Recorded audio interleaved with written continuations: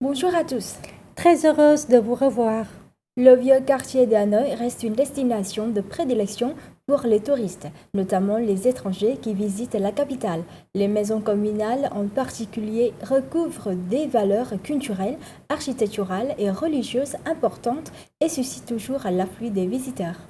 Cette semaine, faisons un dans ce quartier empreint de la beauté charmante de l'ancienne Hanoï et découvrons les vestiges historiques et l'originalité des métiers traditionnels à travers des projets significatifs déployés par des artistes en vue de valoriser cet héritage de la capitale. Mais avant tout, nous vous proposons un tour d'horizon de l'actualité.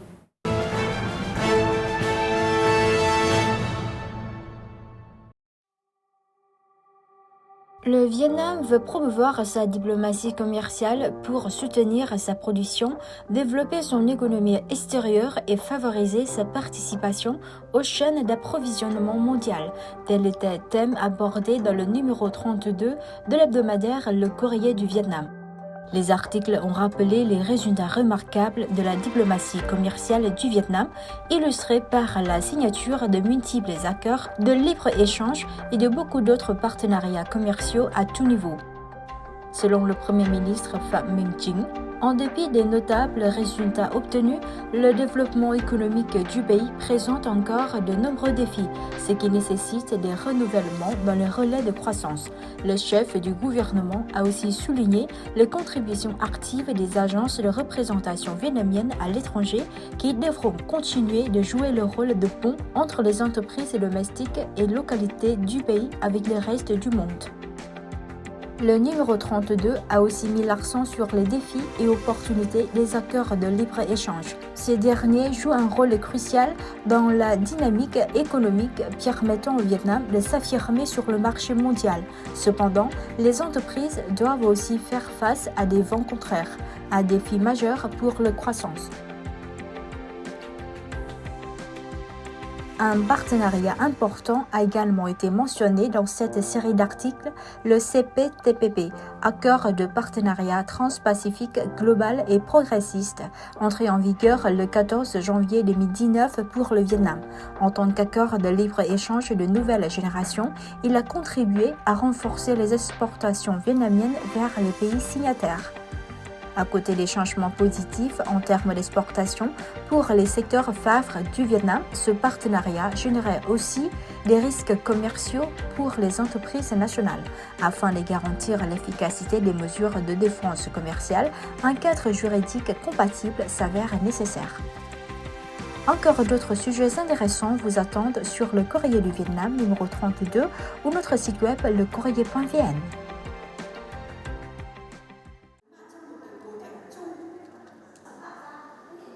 La société de publication de livres Omega Plus vient d'organiser une table ronde sur les deux livres de l'auteur Phạm Thị Kiều Ly titrés Lịch sử chữ quốc ngữ 1615-1919, Histoire de l'écriture romanisée du vietnamien 1615-1919 et 100 câu hỏi về lịch sử chữ quốc ngữ, 100 questions sur l'histoire de l'écriture romanisée du Vietnam, en français.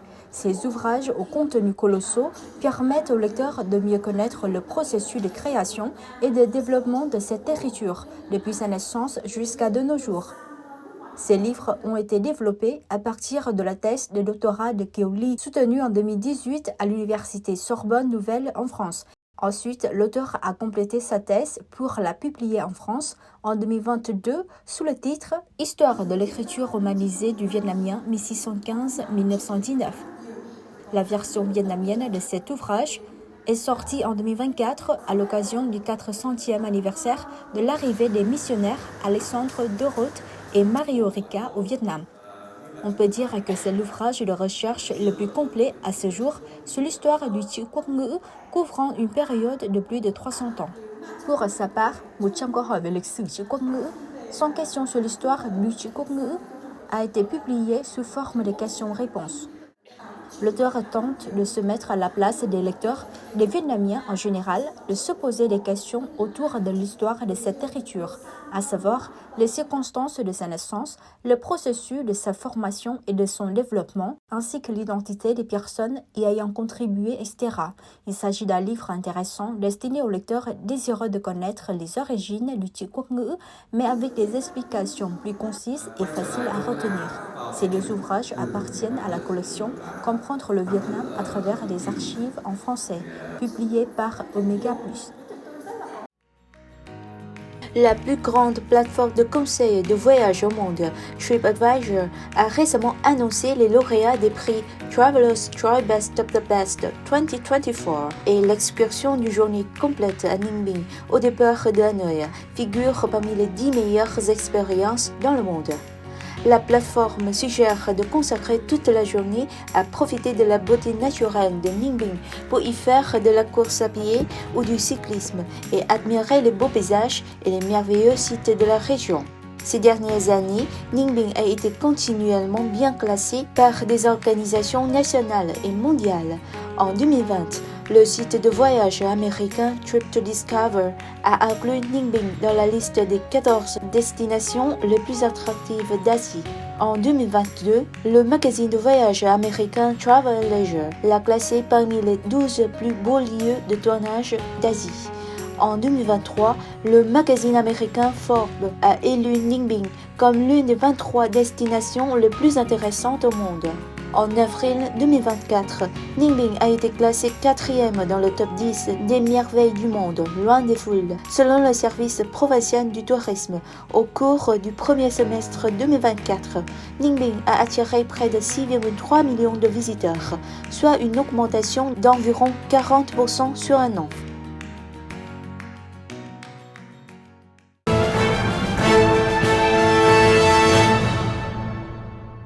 Riche de patrimoine culturel et historique, Hanoï regorge d'un potentiel créatif immense et moteur de son essor socio-économique. Ces ressources culturelles sont considérées comme des éléments essentiels de promotion de la créativité et d'un développement urbain durable. Prenons l'exemple des maisons communales du vieux quartier de la capitale vietnamienne où des artistes dévoués s'acharnent à préserver valeurs culturelles et vestiges historiques à travers divers projets en vue d'enrichir le trésor patrimonial dont Hanoï a eu la chance d'hériter. C'est le reportage de cette semaine. Le vieux quartier de Hanoï reste une destination de prédilection pour les touristes, notamment les étrangers qui visitent la capitale. Les maisons communales de ce vieux quartier en particulier recouvrent des valeurs culturelles, architecturales et religieuses importantes et suscitent toujours l'afflux de visiteurs. Le projet L'histoire des maisons communales dans les rues offre un tour piétonnier de découverte des maisons communales du vieux quartier. Dans le cadre de ce projet, des artistes créent des espaces au sein de ces maisons communales de sorte que leurs œuvres entrent en harmonie avec l'histoire de ces vestiges. Actuellement, les 7 maisons communales Hà Vĩ, Tú Thị, Yên Thái, Nam Hương, Phả Trúc Lâm, Trung Yên et Phúc Kiến ont bénéficié de ce projet.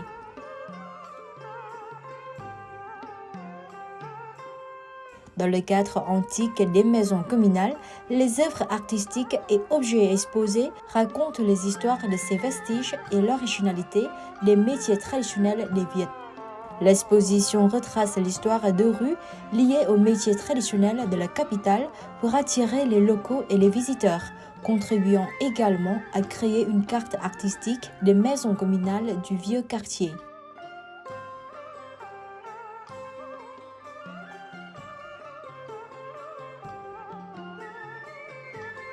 Le métier de médecine traditionnelle est par exemple ressuscité dans l'espace de la maison communale de Phúc Kiến, au 40 rue Lan Ông, quartier de Hàng Bồ, arrondissement de Hoàn Kiếm. L'exposition aide les touristes à imaginer un panorama des hommes et de leur vie quotidienne et leurs activités professionnelles dans les magasins de cette rue il y a un siècle.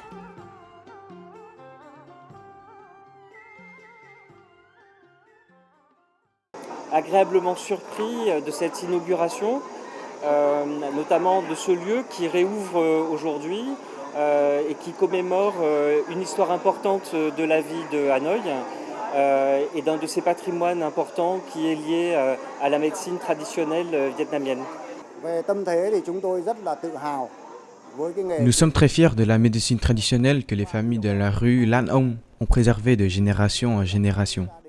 Dans cette rue, il y a des magasins dont l'activité est maintenue depuis 5, voire même 7 générations. Nous sommes également très heureux que le parti et l'État aient accordé un grand soutien au développement de la médecine traditionnelle. Cela favorise la combinaison entre la médecine traditionnelle du pays et la médecine occidentale dans les soins de santé des habitants du pays et de la capitale, notamment ceux de l'arrondissement de Hoàn Kiếm.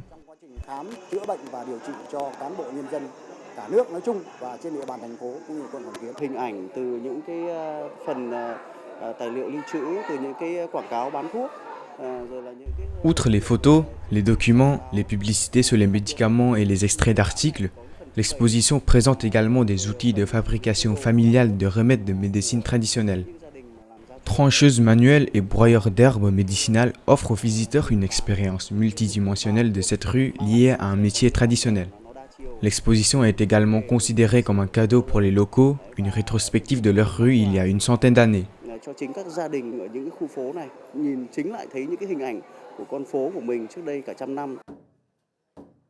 Un autre espace significatif est l'exposition La route de la soie, organisée dans la maison communale de Yên Thái, quartier de Hang Gai, arrondissement de Hoàn Kiếm. Les œuvres de jeunes artistes qui utilisent les matériaux traditionnels des beaux-arts vietnamiens tels que la soie, le papier zao, papier de rhamnonneron, sont inspirées de l'histoire de Dame Y Lan, jeune fille vivant à l'origine de l'élevage des vers à soie, devenue reine-mère et qui a dirigé plus d'une fois les affaires de l'État. Nous commémorons toujours les bienfaits de la reine-mère Y Lan pour avoir été régente à 2 reprises et aider la dynastie des Ly à maintenir la paix du pays. Selon l'histoire, Dame Y Lan accordait toujours une grande attention à la vie des gens. C'est elle qui leur a enseigné comment cultiver des mûriers et élever des vers à soie. Inspiré par ce personnage, nous avons collaboré avec le groupe de jeunes artistes du projet De la tradition à la tradition pour organiser l'exposition Route de la soie, qui présente aux visiteurs l'un des plus anciens métiers traditionnels du peuple vietnamien, le tissage.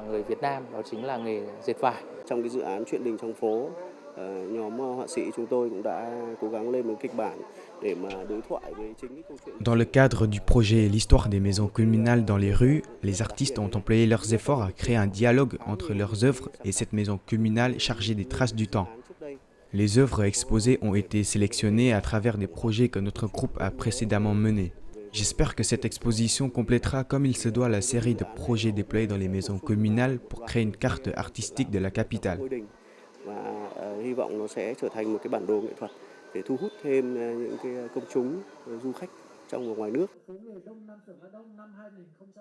Le curateur Nguyễn Thế Sơn espère que son projet soit élargi à de plus en plus d'autres maisons communales de la capitale. La combinaison entre les vestiges historiques et les espaces créatifs créeront des tours piétonniers intéressants, attirant davantage de visiteurs et contribueront également à renforcer l'industrie culturelle de la capitale et à améliorer la vie spirituelle des Hanoïens. Il faut noter qu'Hanoï a été la première localité du pays à émettre une résolution sur le développement de l'industrie culturelle, visant à augmenter la quantité et la qualité des produits et services culturels afin d'en faire une filière économique de premier plan. Depuis son adhésion au réseau des villes créatives de l'Organisation des Nations Unies pour l'éducation, la science et la culture UNESCO en 2019, Hanoï a lancé de nombreux projets et initiatives visant à promouvoir la créativité en tant que moteur de son développement tout en honorant ses engagements envers l'UNESCO.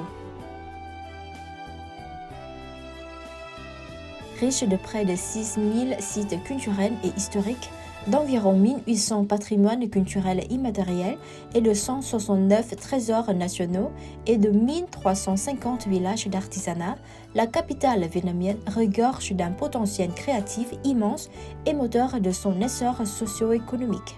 Ces ressources culturelles sont considérées comme des éléments essentiels de promotion de la créativité et d'un développement urbain durable.